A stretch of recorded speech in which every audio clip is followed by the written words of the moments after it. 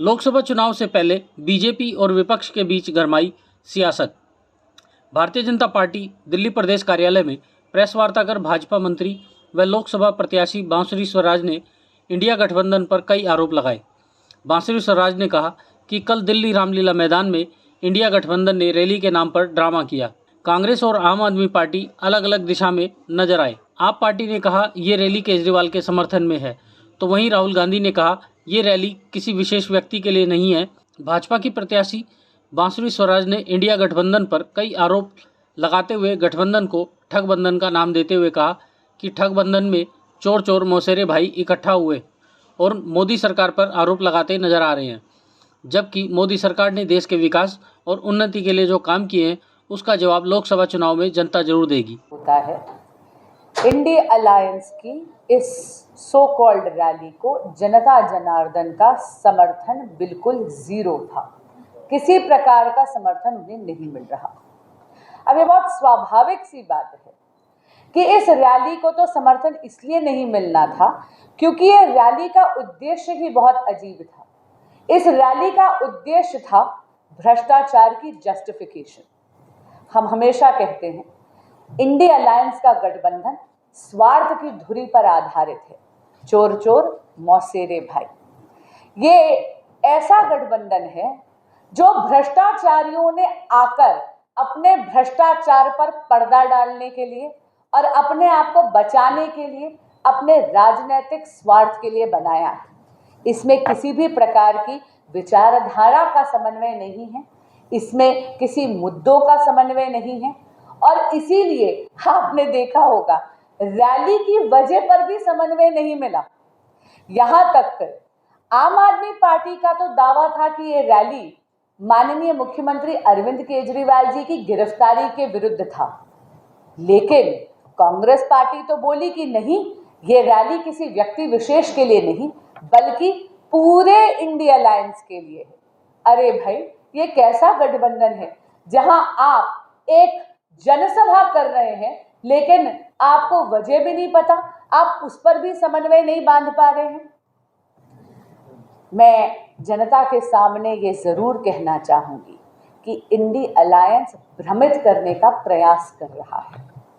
जो भी हो रहा है इसके लिए भाजपा जिम्मेदार नहीं है, ये कोर्ट के ऑर्डर्स के कारण हो रहा है।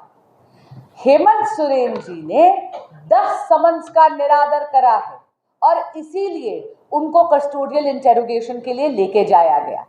आज कोर्ट है देश के जो कह रहे हैं कि उनका केस बेल के लायक नहीं है और इसीलिए उनको बेल नहीं दी जा रही है। इसी तरह माननीय मुख्यमंत्री अरविंद केजरीवाल जी को पिछले साल 2 नवंबर 2023 से ईडी कह रही है, समन पे समन भेज रही है कि आइए और जांच में जुड़िए, लेकिन उन्होंने इस देश के कानून का उल्लंघन कर section 50 subsection 3 of the PMLA, जो कि अनिवार्य करता है कि अगर आपको समन भेजा गया है तो आपको जांच में जुड़ना ही है। यदि आप नहीं जुड़ते हैं तो आप सेक्शन 174 ऑफ द आईपीसी के तहत अपने खिलाफ एक नया ऑफेंस क्रिएट करते हैं। 9 समन्स का निरादर करा है माननीय मुख्यमंत्री अरविंद केजरीवाल जी ने और उसके बाद उन्होंने विवश कर दिया कि जांच एजेंसियां आए और उनको कस्टोडियल इंटेरोगेशन के लिए लेके जाए। तो मैं पूछना चाहती हूं, ये कैसी उद्दंडता है कि आप भ्रष्टाचार पे भ्रष्टाचार करते जाएंगे, जब जांच एजेंसियां अपना काम करेंगी तो आप उन पर दोषारोपण करेंगे। जब इस देश की कचहरियां ये कहेंगी कि आपके खिलाफ प्राइमा फेसी एविडेंस एस्टैब्लिश हो गया है और बेल पर बेल रिजेक्ट करती जाएंगी, तो आप जाकर जनता के दरबार में उनको भ्रमित करने के लिए ऐसा फ्लॉप शो करेंगे। कांग्रेस पार्टी जो इस गठबंधन के अंदर निहित है, ये तो वो पार्टी है जिसने देश का केवल बंटवारा ही नहीं होने दिया बल्कि अपने हाथों से हमारी भारत माता का एक अंग कच्छ द्वीप जो है वो श्रीलंका को भेंट भी कर दिया। मैं पूछना चाहती हूँ श्रीमती इंदिरा गांधी जी से कि किसके अथॉरिटी से, किसके वायदे पर आपने हमारे देश का पुनः विभाजन करा। तो इंडी अलायंस से मेरा निवेदन है कि आप देश की जनता को भ्रमित करना बंद करिए।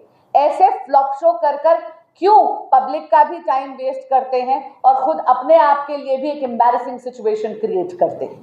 क्लिनिक्स है जहां पे फर्जी दवाइयां बट रही थी, ये वो मोहल्ला क्लिनिक्स है जो कोविड के समय बंद थे, ये वो मोहल्ला क्लिनिक्स है जो डॉक्टर्स, जहां पे डॉक्टर्स डायग्नोसिस नहीं कर रहे थे, एडमिनिस्ट्रेटिव स्टाफ डायग्नोसिस कर रहा था।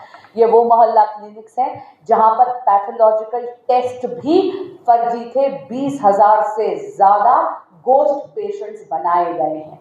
आप जानते हैं ये पुरानी आदत है कि कोई भी वादा कर दो उसको पूरा करने की तो इनको फिक्र होती ही नहीं है। दूसरी तरफ आप देखिए, हमारी तरफ आप देखिए, माननीय हमारे यशस्वी प्रधानमंत्री नरेंद्र मोदी जी ने हेल्थ के सेक्टर में क्या करा है। एम्स हॉस्पिटल्स की संख्या 1 दशक में तिगुनी हो गई है। जन औषधि केंद्र बने हैं जहां पर जरूरतमंदों को 23,000 करोड़ रुपए बचे हैं उनको अच्छी गुणवत्ता की सस्ती दवाइयां देकर। उसमें से 900 जन औषधि केंद्र तो दिल्ली में चल रहे हैं। और हम आयुष्मान भारत को कैसे भूल सकते हैं।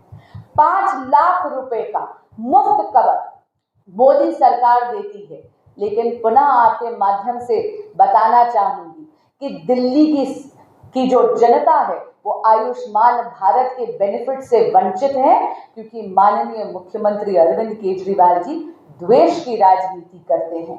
वे अपने राजनीतिक स्वार्थ के कारण उन्होंने आयुष्मान भारत को दिल्ली में लागू ही नहीं होने दिया है। शराब घोटाले को लेकर कहा, केजरीवाल जो शराब घोटाले के आरोप में लिप्त है उनको अब दिल्ली की जनता का भी समर्थन शायद नहीं मिल रहा है और अब दिल्ली की जनता को बरगलाना छोड़ देना चाहिए। ब्यूरो रिपोर्ट, राष्ट्र सर्च न्यूज़ दिल्ली, देश की आवाज़। ऐसे ही अपने क्षेत्र व अपने आसपास की खबरों, देश दुनिया की ताज़ा तरीन सभी खबरों को देखने के लिए देखते रहिए राष्ट्र सर्च न्यूज़ चैनल। खबरों की लेटेस्ट अपडेट पाने के लिए हमारे चैनल को लाइक व सब्सक्राइब करना ना भूलें और कमेंट के द्वारा खबर के प्रति अपनी राय जरूर दें।